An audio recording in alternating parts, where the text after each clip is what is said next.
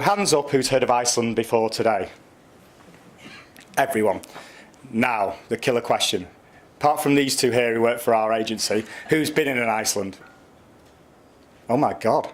It's like, you're all converts, I'm going. Anyway, does anyone know of the grocery market, what our market share is?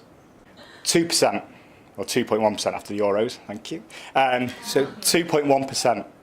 But everyone's heard of us in a really crazy way.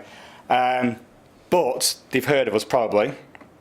They've probably heard of us for the wrong reasons. So we're sometimes confused, obviously, with a country of Viking origins. But we set up in 1970 when our leader, Mr. Walker, Malcolm, set it up.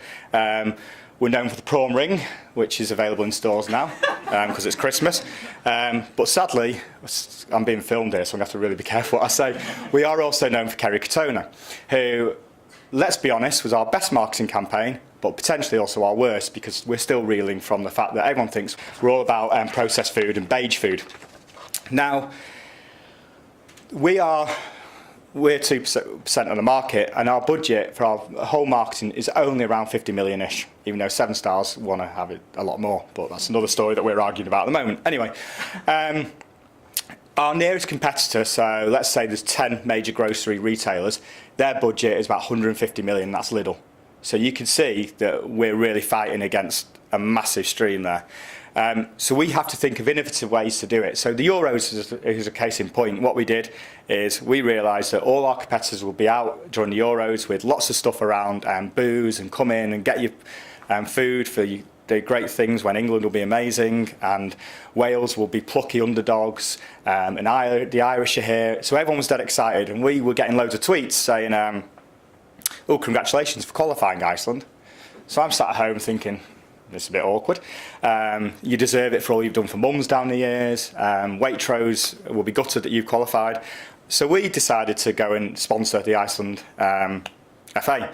So if you think about what Lidl have done by sponsoring England, you're looking at absolutely millions. Aldi with the Olympics, I don't know how much that would probably cost them.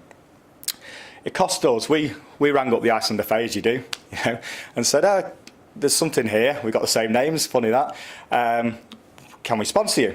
And they said, yes, 200,000 euros. So we laughed and put the phone down. So we had a bit of negotiations back and forth, and it ended up, we had win bonuses because we thought it'd be fine. They won't go far. And we said, we'll pay you 100 grand euros. We'll pay you like 15 grand for a draw. We'll pay you 25 grand for a win. And if you get out of the group, we'll give you 25 grand or something like that. So I was sent over to Iceland, and this is kind of, I'm going somewhere with this, it's kind of showing how different things that we have to do to get cut through against our competitors. Went over to Iceland, filmed loads of content videos, then went to France, went round. I've got an awful job, I'll be honest with you. Someone actually said to me in the office, because we did the mannequin challenge last week, if anyone's seen it, and this is another way of trying to get employees involved, because we got employees involved, and I'll talk about how we actually distributed it in a minute. So, but the woman said to me at work, said, every time you walk in a room, I know something weird's going to happen, which I don't know, it was a compliment. She said, you should have a new job title as a Minister of Fun, because that's basically what I just do, just fun stuff. So anyway, back to the Euros. We then started, we didn't think Iceland would go anywhere, and obviously they did quite well, and then they played a certain team of where we're all from, and kind of got a bit awkward. But that day alone, we reached 48 million people on social. It went absolutely crazy, and we had our best ever online sales week. So these crazy ideas that we sometimes have, that's what it comes from. So we are on a journey. We're on a journey at the moment of trying to bust those Kerry Katona myths. We're trying to show how we're different, and advocacy is vital for that. So I'm just going to show a really quick video. Last Friday we had bloggers, some of the top bloggers, and Channel Mum, a relationship we've got, and they came to our new £2 million kitchen, and they actually tried some of our food and met our new development chef. So I'll just show, it's only 30 seconds, I'll show you this and give my voice a rest. What I hope to achieve from today is just change people's perceptions a little bit about frozen food, talk through some of the myths. I've realised now that frozen fish is not a bad thing. If anything, the frozen food is better because it's frozen at the best time. Being here today has shown me a totally different side of Iceland, where the food comes from and how it's prepared. I'm very pleasantly surprised. The food has been fantastic. To have fresh food just on hand like that is amazing. That's the power of frozen for me. So the power of frozen all came from a way that we needed to cut through the noise. Our sales actually split equally between grocery, fresh and frozen, but we knew that we couldn't just keep doing what we were doing, so we had to do something different. So everyone knows us for frozen food, so that's why we did the whole power of frozen. So let's go on to some stats. I thought you'd all cheer then, but anyway.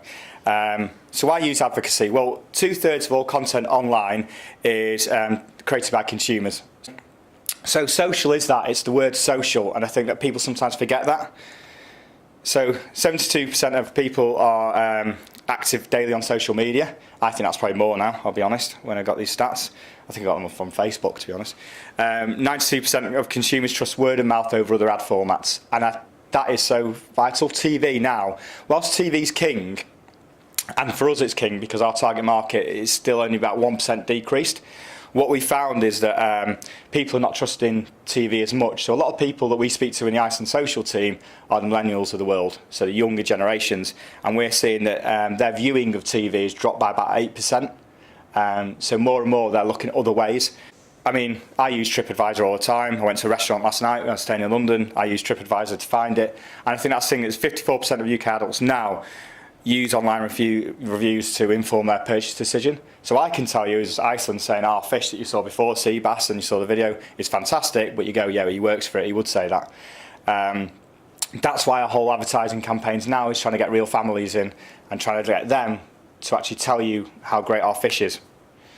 And then it's pyramid time. We love a triangle. This is our approach to advocacy. So if you look at the top, we've got the celebrities. We no longer work with Mr. Andre, God love him, just had a baby, congrats Pete. But celebrities do get you cut through, but the problem is, if you get a celebrity to tweet for you, or a celebrity tweets on your behalf, you'll get 50% going, oh my God Pete, I love you, when's your new album out?